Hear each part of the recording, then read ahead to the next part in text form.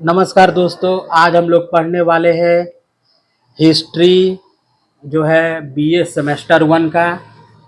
तो हम लोग बीए सेमेस्टर वन का हिस्ट्री पढ़ने वाले हैं यूनिट 5 और एमसीक्यू जो भी प्रश्न है उसको आज हम जो है कंप्लीट करने वाले हैं। तो एमसीक्यू के माध्यम से जो है चैप्टर के बारे में एक समझ हमें पता चलता है कि चैप्टर में क्या क्या प्रश्न पूछे जाने की संभावना है। ठीक है, एक अच्छी समझ बनती है हमको कि एमसीक्यू के माध्यम से। और आप जो है चैनल को जरूर सब्सक्राइब कीजिएगा, क्योंकि जो बीए हिस्ट्री फर्स्ट सेमेस्टर हो, सेकंड सेमेस्टर हो या कोई भी सेमेस्टर हो, आपको यहाँ से बहुत लाभ मिलेगा। ठीक है, तो आज जो है हमारा यूनिट 5 का एमसीक्यू हो रहा है। इससे पहले मैंने यूनिट 4 तक जो है एमसीक्यू को प्लेलिस्ट में अपलोड कर दिया है, आप लोग जा करके उसको देख लीजिएगा, आपके लिए काफ़ी मदद साबित होगा। ठीक है, कहने का मतलब है कि आपको बहुत मदद मिलेगा। तो आइए हम लोग शुरू करते हैं। जो हमारा पहला क्वेश्चन है, वैदिक काल में जो अर्थव्यवस्था का मुख्य आधार क्या था? तो देखिए, वैदिक काल में जो कृषि का भी कार्य होता था, व्यापार भी होता था और पशुपालन भी होता था। तो वैदिक काल में क्या हो जाएगा? उपयुक्त सभी। तो कृषि होता था, पशुपालन भी किया जाता था, व्यापार भी होता था, उपयुक्त सभी जो हमारा आंसर यानी कि ऑप्शन डी हमारा सही हो जाएगा। उसके बाद है, वैदिक काल में ब्राह्मण कौन से कार्य करते थे? तो वैदिक काल में ब्राह्मण जो है धार्मिक कार्य करते थे, ऑप्शन ए हमारा सही हो जाएगा। महाकाव्य काल में महाकाव्य की रचना हुई थी। महाकाव्य काल में जो है रामायण और महाभारत की रचना हुई थी। कहने का मतलब है कि जो हमारा महाकाव्य है वो रामायण और महाभारत है, याद रखिएगा। तो ऑप्शन सी, ए और बी दोनों सही हो जाएगा। ठीक है, उसके बाद देखिए, निम्न में से कौन मनुस्मृति के रचयिता है? तो मनुस्मृति के रचयिता ऑप्शन बी गौतम ऋषि है। उसके बाद है देखिए कि निम्न में से कौन निम्न में से कौन निम्न में से कहाँ से जुते हुए खेत के साक्ष्य मिले? तो जुते हुए खेत के साक्ष्य हमें जो है कालीबंगा से मिला है, ऑप्शन सी सही हो जाए। कालीबंगा राजस्थान में है। बनवाली कहाँ पे है? बनवाली हमारा हरियाणा वाला क्षेत्र है। नाम था इसका बनवाली, लेकिन ये बना हुआ नहीं था। ठीक है, लोथल कहाँ है? गुजरात में। और ये जो है मोहनजोदड़ो या सिंधु घाटी सभ्यता का जो बंदरगाह है, लोथल कहाँ पर स्थित है? तो गुजरात में लोथल एक बंदरगाह था। समुद्री व्यापारिक केंद्र का जो है केंद्र का गतिविधि जो ये कि माने समुद्रिक जो गतिविधियों का स्थल लोथल से प्राप्त हुआ है। ठीक है, लोथल से है जो बहुत सारा सिक्का प्राप्त हुआ है। इससे साबित होता है कि उस समय जो है विदेश से भी व्यापार हुआ करता था। मोहनजोदड़ो जो अभी वर्तमान में पाकिस्तान में चला गया है, मोहनजोदड़ो का अर्थ होता है मृतकों का टीला।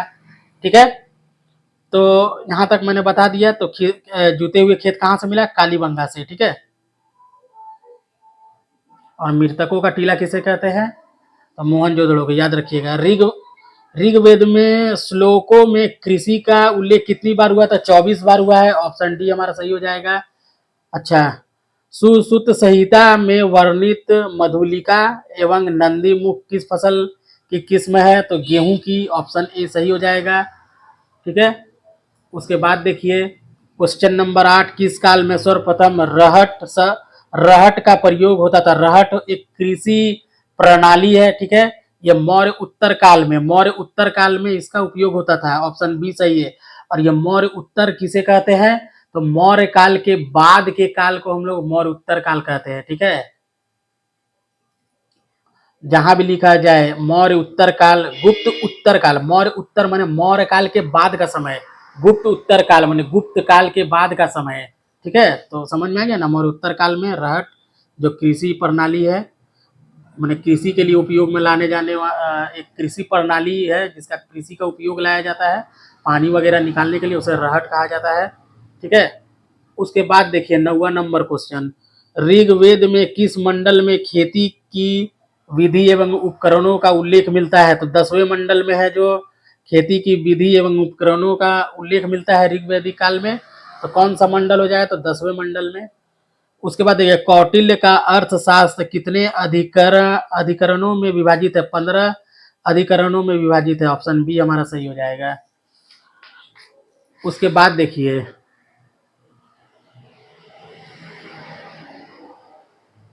विशाल अन्नागार कहाँ से प्राप्त हुआ है, तो विशाल अन्नागार मोहनजोदड़ो से प्राप्त हुआ है, तो ऑप्शन डी हमारा सही हो जाएगा। ठीक है, और मोहनजोदड़ो को हम लोग विशाल अन्नागार यहीं से प्राप्त हुआ है, मोहनजोदड़ो से।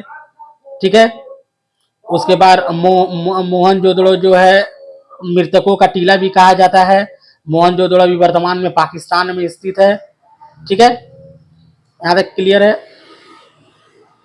उसके बाद देखिए, उसके बाद एक कालीबंगा राजस्थान में जुता हुआ खेत मिला है। आलमगीरपुर उत्तर प्रदेश। लोथल है आपका गुजरात, और लोथल क्या है, एक बंदरगाह है, गुजरात में स्थित है।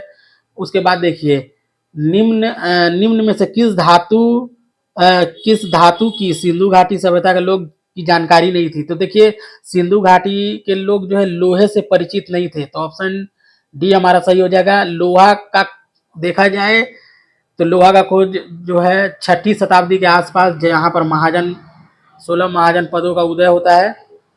ठीक है, तो उसका जो है लोहा का उपयोग सबसे ज़्यादा वहीं पे होता है।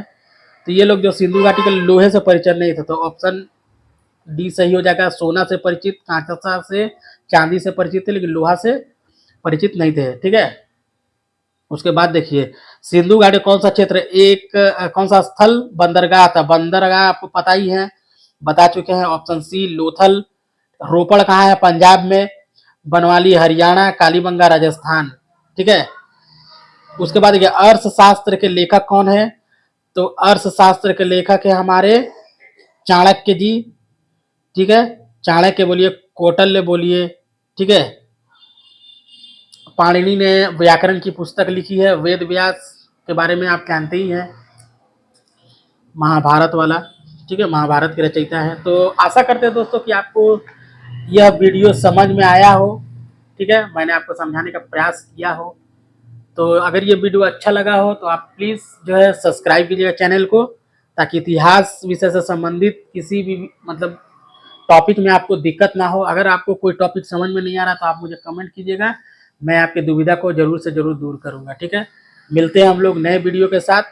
1 मिनट में बताना चाहूँगा कि इसके बाद जो हमारा वीडियो आएगा ये वाला आएगा। ठीक है, ये वाला जो पूछा गया है बाबा साहेब भीमराव अम्बेडकर बिहार विश्वविद्यालय, इसके बारे में मैं आपको बताऊंगा अगले क्लास में। 10 क्वेश्चन को सॉल्व करूंगा, बहुत सारे हैं इसको, ताकि आपका एक ऑब्जेक्टिव का अलग से एक प्लेलिस्ट बन जाएगा, ताकि आपको तैयारी करने में किसी प्रकार का असुविधा ना हो। ठीक है, तो मिलते हैं हम लोग दोस्तों नए वीडियो के साथ, तब तक के लिए धन्यवाद।